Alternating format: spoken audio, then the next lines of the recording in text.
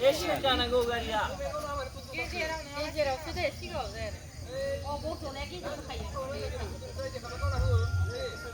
nâng ba ra bà hôn sẽ nâng là.